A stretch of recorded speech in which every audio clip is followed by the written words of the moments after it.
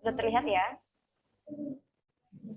Oke, untuk mata kuliah psikologi pendidikan, nah tadi sudah Ibu katakan kita ada 4 SKS di mata kuliah ini.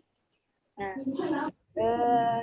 yang untuk pertemuan pertama ini kita mungkin masih cenderung membicarakan apa itu psikologi pendidikan begitu ya. Jadi intinya kita belum membicarakan yang mendalam, dan mata kuliah psikologi pendidikan juga sebetulnya ini adalah mata kuliah sebagai pelengkap atau untuk memenuhi kualifikasi kalian sebagai calon guru, terutama calon guru SD begitu ya. Apa sih gunanya mempelajari psikologi pendidikan? Apakah kita nanti menjadi psikolog Bu setelah lulus mata kuliah ini? Tidak gitu ya, karena ini berbeda ya. Psikologi pendidikan ini masuk ke dalam ilmu psikologi ya, tapi ini adalah suatu apa ya namanya turunan begitu ya, karena psikologi itu luas sekali gitu ya, ada psikologi klinis gitu ya, ada HR, salah satunya ada juga psikologi pendidikan. Nah, kalian setelah mempelajari situ kan mana pendidikan harapan dapat apa ya namanya mengakomodasi bagaimana perkembangan peserta didik kalian untuk ketika di kita akan berhadapan dengan beragam sekali didik minat berbeda-beda. Tolong di mute dulu ya, belum di mute. Oke.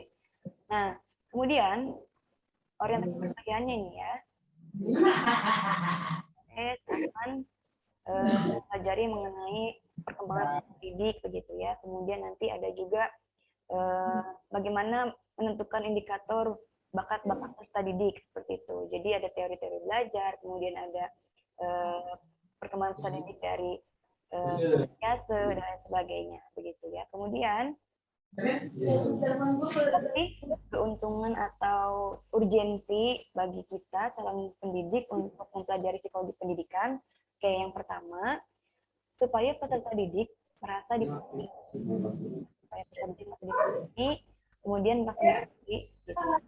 Karena sekecil apapun usaha yang mereka lakukan di kelas, misalnya ketika mereka menjawab jawab, meskipun tepat begitu ya, kita harus tetap memberikan apresiasi begitu ya.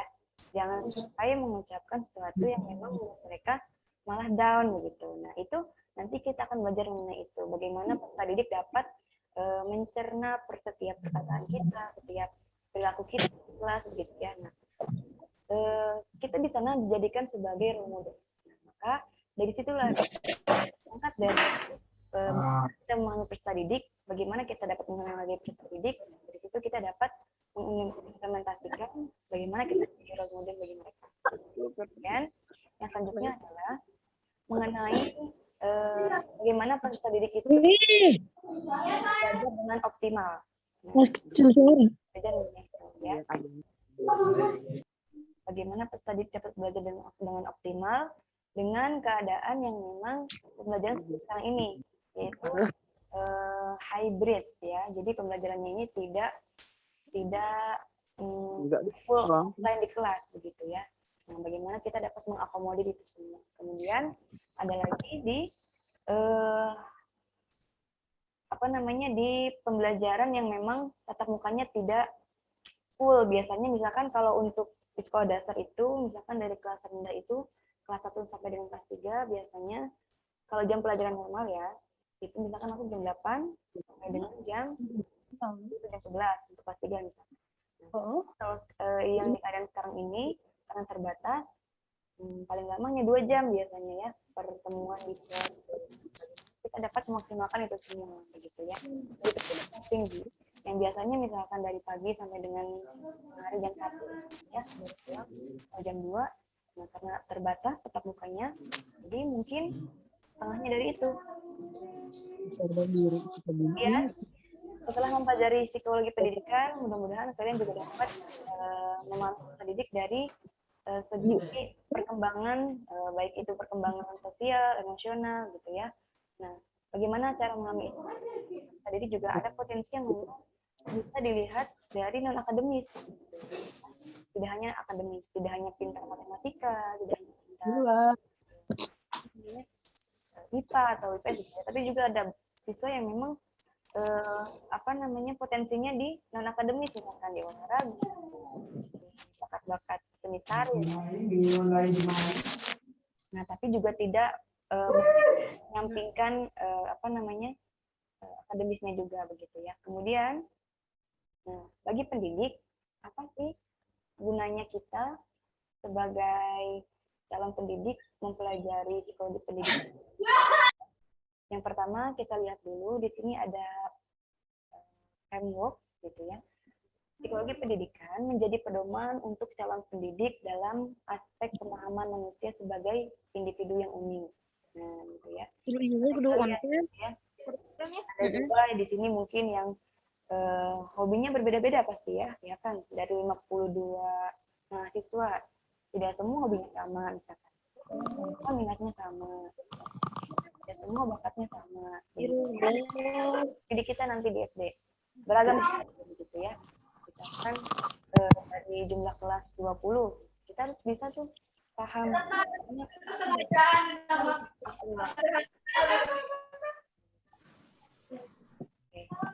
yang kedua adalah self practice. Self practice ini adalah memahami diri sendiri. Nah, coba Ibu mau tanya nih dari kalian, maksud dari self practice ini apa? Silahkan. Dari pengertian di bawah ini ada yang bisa memahami? Ada yang bisa mengemukakan pendapat? Apa itu? Ibu, suaranya agak besar. Soalnya enggak kedengeran, kecil banget. Oke. Ya, gimana sekarang? Sudah dengar? Terdengar ya? Ibu nggak kedengar. Oke. Ya, silakan sekarang mungkin ada yang ingin mengemukakan pendapat apa itu self practice berkaitan dengan psikologi pendidikan. Nah, ini kan di sini sudah ada nih. Memahami diri sendiri. Maksudnya apa? Coba ada yang tahu? Silakan. Memahami diri sendiri. Memahami diri sendiri. Ayo belajar untuk aktif. Jangan takut salah. Boleh sekali lagi, Ibu, gak kedengeran. Apa saja pendapatnya, silakan. Maksudnya apa? Self practice itu apa? Hah? Atau kalau tidak ada yang jawab, Ibu tunjuk ya. Aku Ibu. Siapa ini? Misalkan Syarul. Oke, Syarul silakan. Oh, Syahrul. Yuk. Jadi memahami diri sendiri. Maaf, soalnya tidak terdengar, Syarul. Udah di unmute, Bu. Terdengar? Coba. Terdengar gak, Bu? Maaf. Kalian bisa mendengar suaranya? Siap mendengar. Tapi agak kecil, Bu. Izinnya. Coba Syarul ulangi, bisa diulangi? Izin mengemukakan pendapat. Menurut Syarul itu menyadari diri sendiri itu merupakan perasaan emosi kita maupun fisik, reaksi kita terhadap sesuatu, terus kebiasaan kita maupun pikiran kita. Ketika kita mampu memahami itu semua tentang diri kita sendiri, maka kita juga bisa memahami orang lain. Seperti itu, Bu. Ya, betul sekali.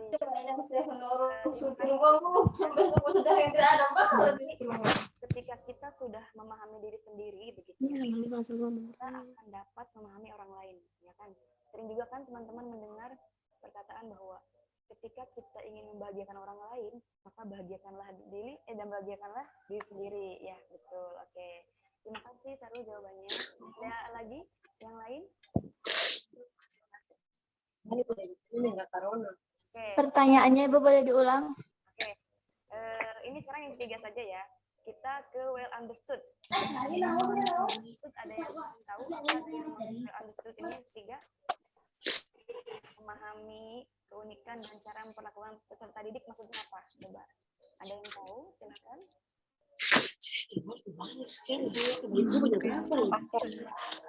Memahami keunikan. Aku izin menjawab. Apa? Coba dipakai. Masih ada masker situ, Kak. Ibu, Ya. maaf, terdengar nggak?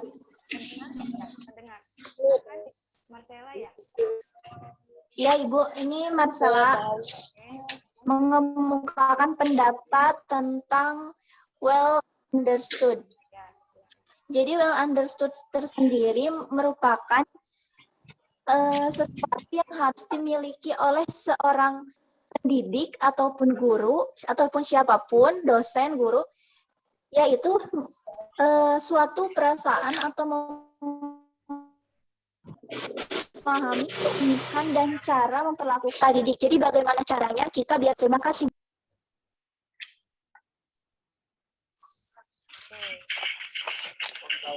Ya, betul sekali jawabannya. Bagaimana memahami keunikan dan cara memperlakukan peserta didik ini adalah maksudnya kita tidak membeda-bedakan begitu ya. Membeda-bedakan ini sebenarnya mungkin berbeda karena tadi ya, kita tidak boleh pilih kasih begitu. Misalkan Mas Ella nanti punya didik di kelas misalkan 5, 3 orang misalkan pintar gitu ya, 3 orang pintar, nah, ada mungkin 2 orang lainnya misalkan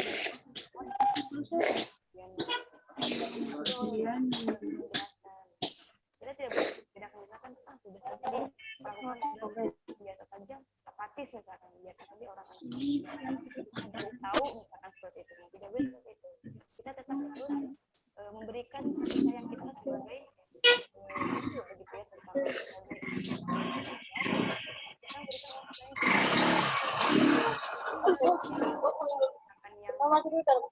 yang itu jadi semua sama Tapi cerina.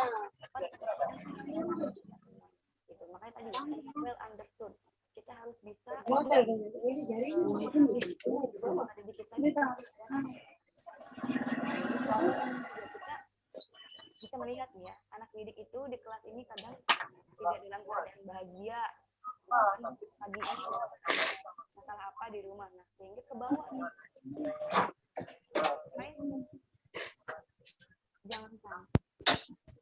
Jangan sampai kita tidak paham begitu ya apa yang mereka alami gitu. Oke, suara Ibu sebenarnya terdengar jelas sudah. Ini kalau tidak kecil banget Ibu. itu ya. Oke. Kalau begini, terdengar? Jelas Bu. Kedengeran Ibu. Kalau begini terdengar suaranya? Kedengeran. Kedengeran Ibu. Oke, dengar ya semua.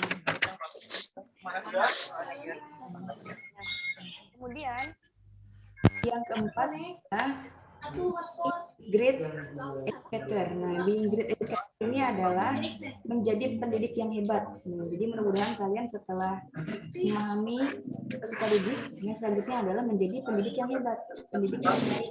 Nah, pendidik yang dapat memberikan pembelajaran yang bermakna bagi peserta didiknya, begitu ya.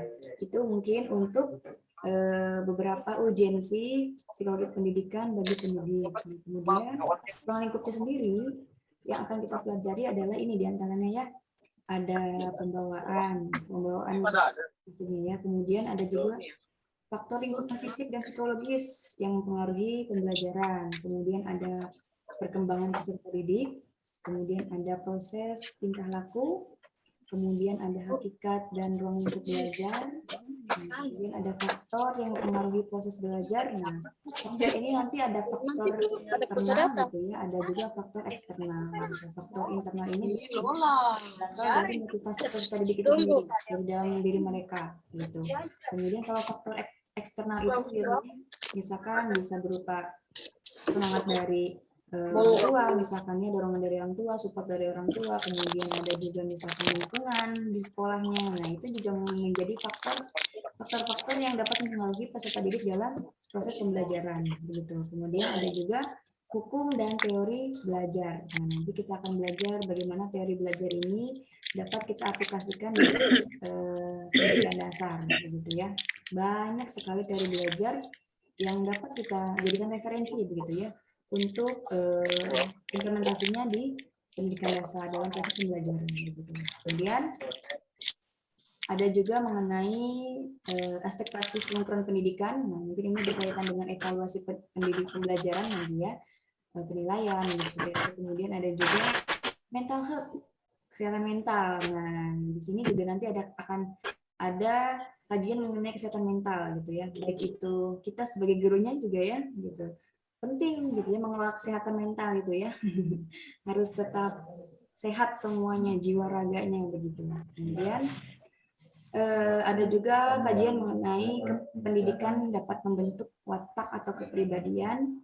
Kemudian ada juga kurikulum di sekolah, terutama di kurikulum di pendidikan dasar. Nah, referensi sendiri, teman-teman silakan bisa membaca rujukan, mungkin ada di e-book ya, supaya tidak berat begitu ya. Kalau mungkin beli buku silakan kalian cari e-booknya. Nah, ini buku-buku referensi dapat kalian jadikan rujukan. Itu ada Educational Psychology, Theory and Practice. Ini dari pengarangnya, penulisnya adalah Stephen Robert. Nah, silakan boleh dijadikan rujukan, cari e-booknya gitu ya. Kemudian cari yang free ya, cari yang free saja. Atau misalkan boleh membaca misalkan di tulisan-tulisan artikel seperti itu ya tentang psikologi pendidikan. Nah, silakan baca-baca ya. Kemudian ada juga buku yang ditulis oleh Ngalim Purwanto, yaitu Psikologi Pendidikan. Nah, Psikologi Pendidikan ini 2017, nah silahkan juga bisa dijadikan rujukan. Boleh beli online, misalkan kalau ingin beli bukunya silahkan. Di mana saja ada biasanya lebih murah harganya ya. Dan setidaknya kita bisa membaca-baca materi ya di referensi kita itu. Kemudian ada juga yang ketiga ini dari psikologi perkembangan peserta didik. Nah, ini nanti kita bisa juga jadikan rujukan begitu ya untuk referensi tersebut. Nah, misalkan ada yang sudah punya referensi, misalkan Bu, saya sudah punya referensi buku tentang psikologi pendidikan, tapi judulnya tidak sama persis dengan ini, misalkan. Boleh silakan, boleh dijadikan rujukan silakan. Yang penting tetap relevan dengan apa yang kita pelajari begitu ya. Dengan psikologi pendidikan, dengan perkembangan peserta didik, silakan boleh dijadikan rujukan. Meskipun bukunya tidak sama persis gitu. Kan lebih banyak referensi, lebih kaya gitu ya akan pengetahuan. Oke, begitu. Nah, tadi ada yang mengajukan tangan, mungkin ada yang ingin bertanya ya. Ini ada Charlotte Albertina Siger. Silakan mungkin ingin bertanya. Tadi mengacungkan tangan. Kenapa atau didiskusi?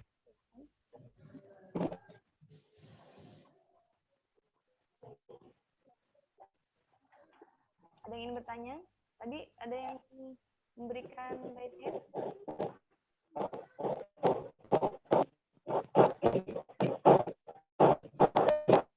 Mungkin sampai sini ada yang bertanya terlebih dahulu mengenai mata kuliah.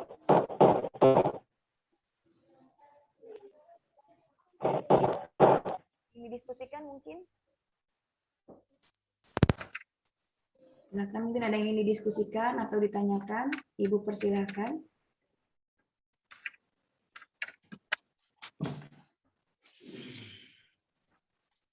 Tidak ada? Semuanya mau diskus begini.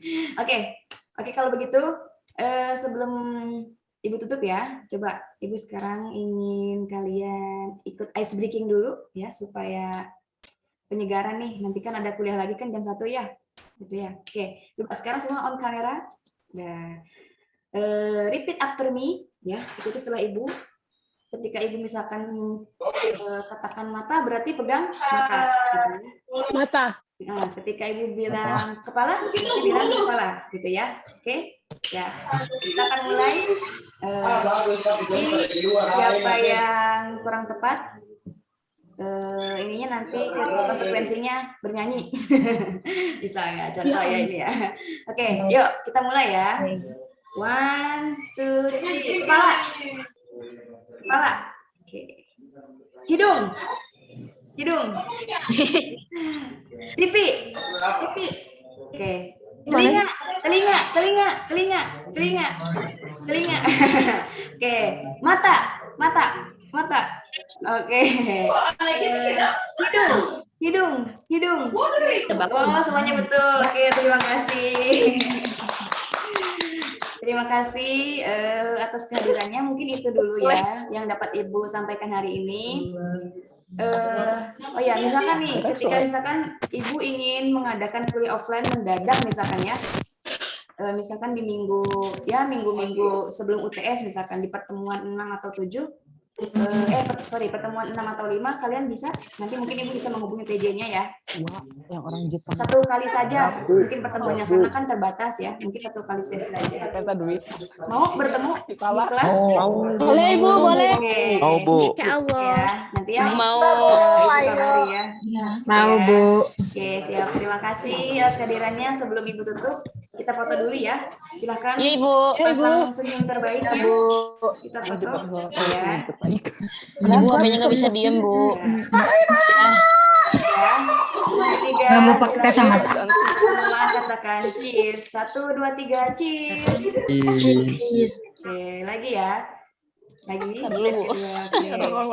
Yo, yang belum buka kamera, silakan buka kameranya dulu. Ini ada yang belum buka kamera, ada Maria. Oh, iya. Maria, Devinda, Shiva, Anissa. Buka kameranya dulu ya.